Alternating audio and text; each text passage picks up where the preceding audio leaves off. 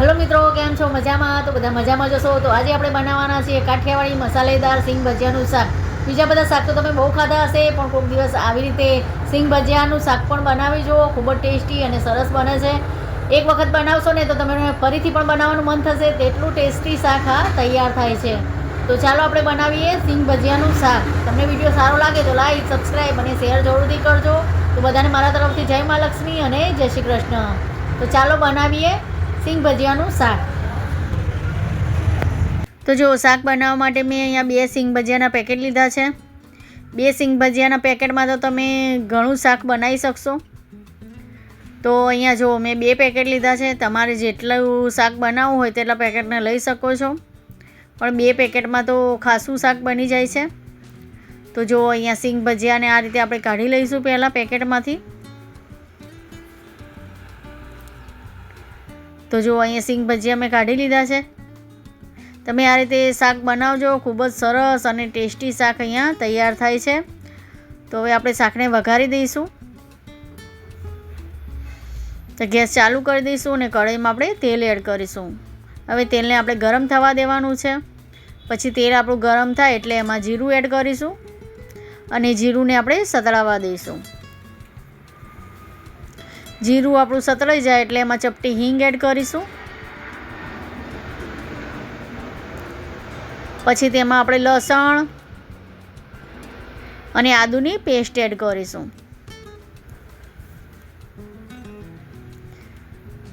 પછી તેને તેલમાં મિક્સ કરી નાખીશું। આ રીતે જુઓ, આ રીતે સિંગ ભજીયાનું શાક બનાવીએ ને તો બીજા બધા શાક ભૂલી જઈએ તેવું ટેસ્ટી શાક આ તૈયાર થાય છે સિંગ ભજીયાનું। હવે તેમાં કાપેલી ડુંગળી અને લીલા મરચાં એડ કરીશું। પછી તેને આ રીતે તેલમાં મિક્સ કરી નાખીશું। જુઓ,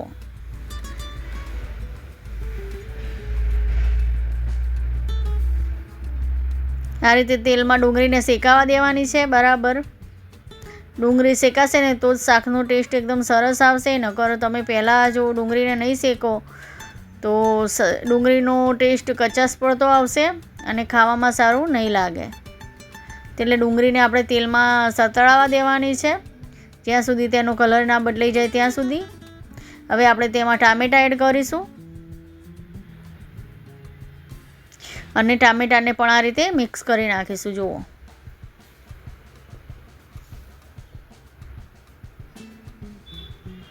આ રીતે મિક્સ કરી દેવાના છે।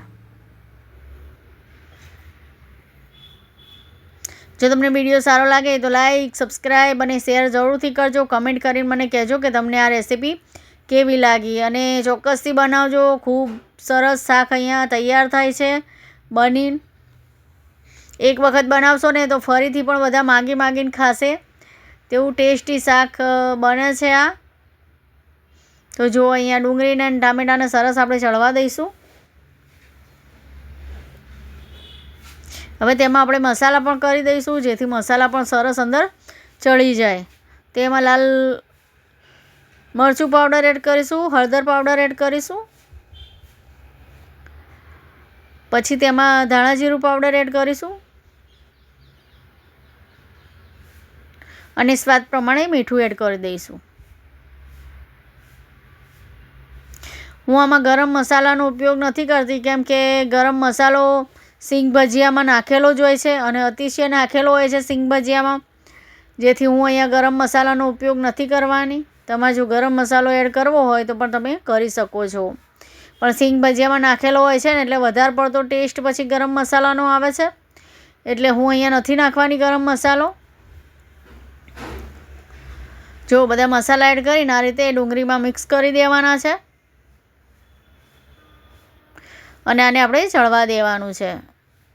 ડુંગળીને ટામેટાં સરસ ચડી ના જાય ત્યાં સુધી આને શેકાવા દેવાનું છે તેલમાં। સરસ આપણા ડુંગળીને ટામેટાં ચડી જવા જોઈએ।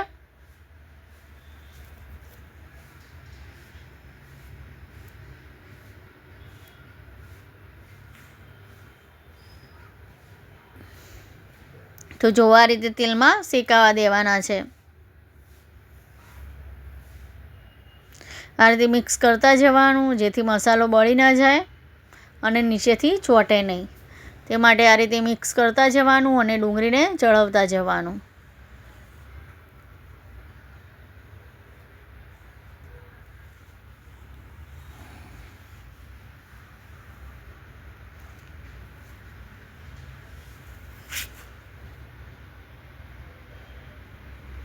તો જો આ રીતે મિક્સ કરતા જઈશું અને ડુંગળીને ટામેટાને ચડવતા જઈશું અને બરાબર ચડવા દેવાનું છે.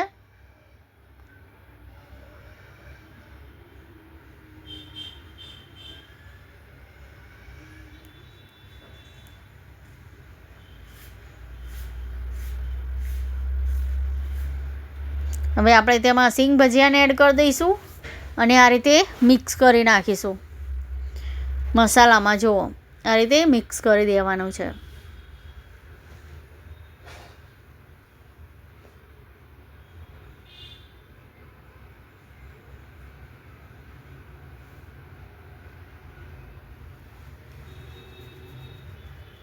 આને એકદમ મિક્સ કરી દેવાનું જેથી મસાલા સરસ સિંગ ભજીયામાં ચોંટી જાય.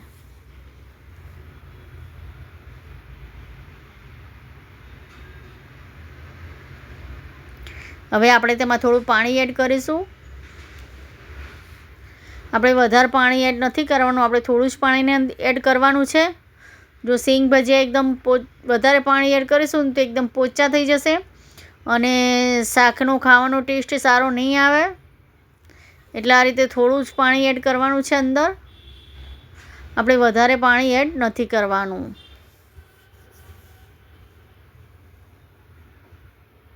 આ રીતે થોડું પાણી એડ કરીને તેને ઢાંકી દઈશું અને થોડીવાર માટે ચડવા દઈશું. જ્યાં સુધી પાણી બધું બળી ના જાય અને તેલ બધું ઉપર ના આવી જાય ત્યાં સુધી આને ઢાંકી દેવાનું છે. હવે આને ઢાંકી દઈશું અને થવા દઈશું. તો હવે આપણે જોઈ લઈએ.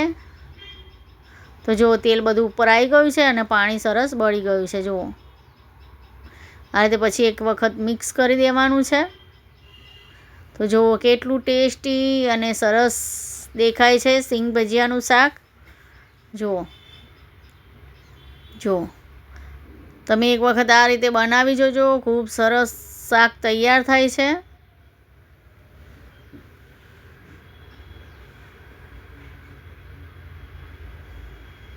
તો જુઓ હવે આને થોડીવાર માટે શેકાવા દઈશું.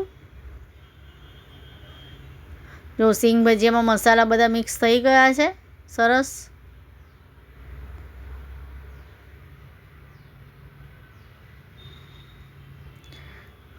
હવે અહીંયા જો મેં દહીં લીધું છે તો આપણે દહીં એડ કરીશું. દહીંની જગ્યાએ તમે ક્રીમ લેવી હોય તો તમે ક્રીમનો પણ ઉપયોગ કરી શકો છો, મલાઈનો.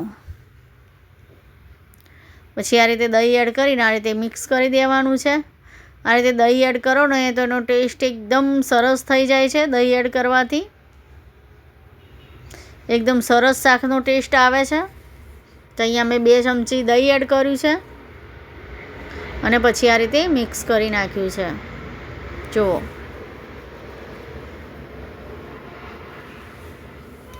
તો જુઓ કેવું સરસ શાક આપણું તૈયાર થયું છે.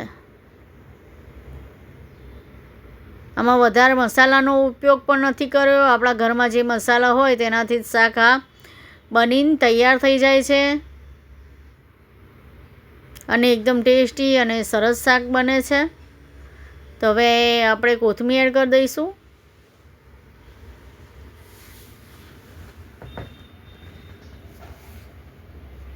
અને આ રીતે મિક્સ કરી નાખીશું. જુઓ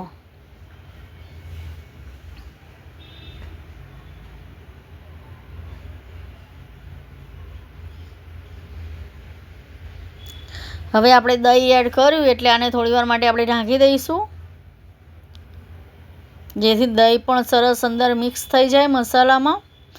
આને થોડીવાર માટે ઢાંકી દઈશું. તો થોડીવાર રહીને આપણે જોઈ લઈશું. તો જુઓ આપણું ટેસ્ટી સિંગ ભજીયાનું શાક અહીંયા તૈયાર છે. જુઓ કેવું સરસ બન્યું છે. લાગે છે બી સરસ અને બન્યું તું પણ એકદમ ટેસ્ટી. જો તો હવે આપણે એને ડીશમાં કાઢી લઈશું. શાક આપણું તૈયાર છે. ગેસને આપણે બંધ કરી નાખીશું. તો જુઓ અહીંયા ટેસ્ટી મસાલેદાર સિંગ ભજીયાનું શાક આપણું તૈયાર છે. આ રીતે ચોક્કસથી બનાવજો. ખૂબ સરસ સરસ શાક તૈયાર થાય છે. તમે એક વખત બનાવશો તો ફરીથી પણ બનાવશો. તેટલું ટેસ્ટી શાક આ તૈયાર થાય છે બનીને. તો જુઓ કેવું મસ્ત ટેસ્ટી શાક તૈયાર થયું છે. જુઓ, બધાને મારા તરફથી જય મા લક્ષ્મી અને જય શ્રી કૃષ્ણ. મળીશું બીજા વિડીયોમાં.